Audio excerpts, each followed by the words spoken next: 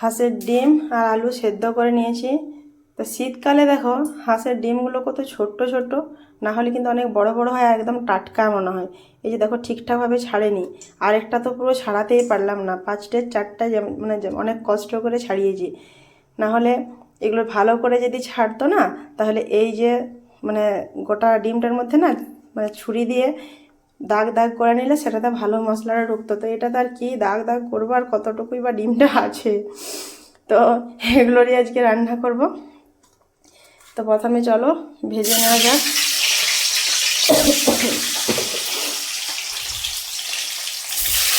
ডিমগুলো দিয়ে দিয়েছি। এটা ফুলকপি দিলে ভালো লাগতো, কিন্তু আমার ছেলেরা আবার ফুলকপি দিলে খাবে না। তো ডিমটা একটু ভাজা ভাজা করে নেবো, ভেজে দিলে এটা আরও কমে যাবে। যা ছোটো ছোটো ডিমগুলো তারপরে আবার অর্ধেকটা করে ছাড়ানোর সময় ফেলা গেছে একেবারে।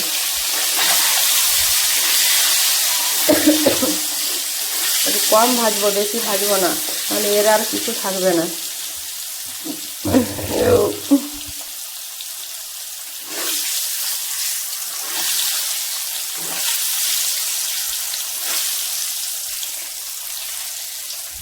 শীতের দিনে হাঁসের ডিমগুলো এত ছোট ছোট হয়ে গেছে কি বলবো। তাহলে হাঁসের ডিম অনেক বড় বড় হয়, আর একদম টাটকা, ভালো একদম ছাড়েনি। অনেক কষ্ট করে এটুকুই ছাড়িয়েছি, তো বেশি ভাজবো না, তাহলে আরও ছোট হয়ে যাবে। তেলে চিনি পাঁচফোড়ন দিয়ে দিয়েছি, এরপর পেঁয়াজ কুচি টমেটো কুচি সব দিয়ে দেবো।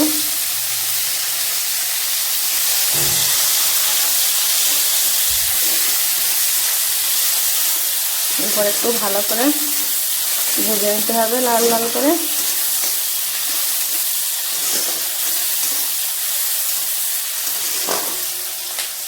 কিন্তু তোমরা যখন রান্না করবে, যদি হাঁসের ডিমগুলো যখন বড় বড় হলে না, একটু এরকম করে চিড়ে নিও, এতে করে মশলাটা ভিতরে ভালো ঢুকে যাবে, খেতেও খুব ভালো লাগবে। তো যে জন্য আমি রান্নাটা করলাম, তো সেটা হলোই না। তো এইভাবে রান্নার প্রসেসটা এইভাবে করে দেখো, খুব ভালো লাগবে। আর বলে দিলাম ওইভাবে করবে। পেঁয়াজ টমেটো সব ভাজা ভাজা লাল লাল করে নিতে হবে। আদা রসুন ভালো করে ভেজে নিতে হবে।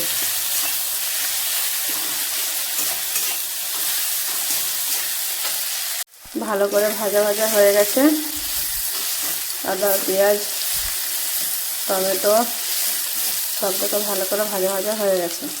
এরপর এটাতে জিরে ধনে লঙ্কা হলুদ সব দেওয়া আছে। এবার এটা দিয়ে আরেকটু ভালো করে কষিয়ে নিতে হবে।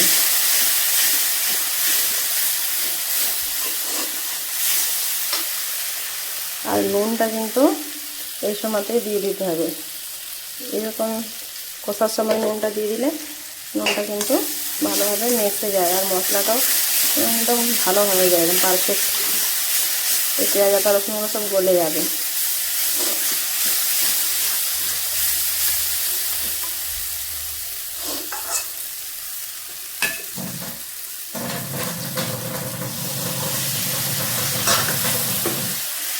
ভালো করে আর একটু কষিয়ে নেবো জল দিয়ে।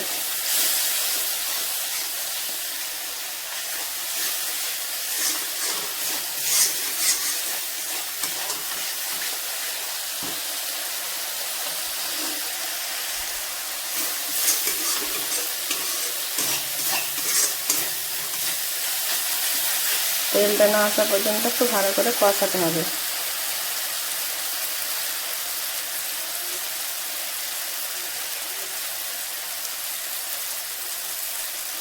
এই যে দেখো তেলটা কিন্তু চলে এসছে, কষানোটা কিন্তু খুব ভালোভাবে হয়ে গেছে।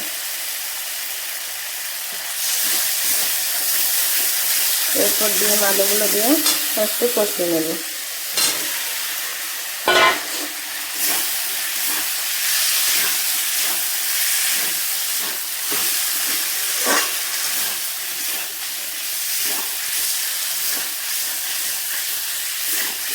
এরপর এটা একটু কষানো ভালো করে হয়ে গেলে জল দিয়ে দেবো।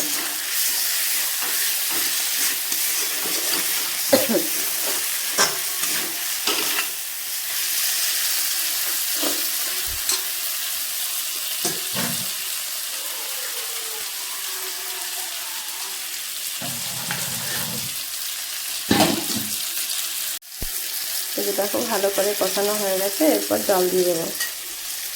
মানে যে যেরকম ঝোল খাবে আর কি, কেউ শুকনো শুকনো করতে পারো একবারে কষা কষা, আর কেউ একটু ঝোল ঝোলও করতে পারো, যার যেটা পছন্দ আর কি। তো আমি একটু মাখা মাখা করে নিলাম।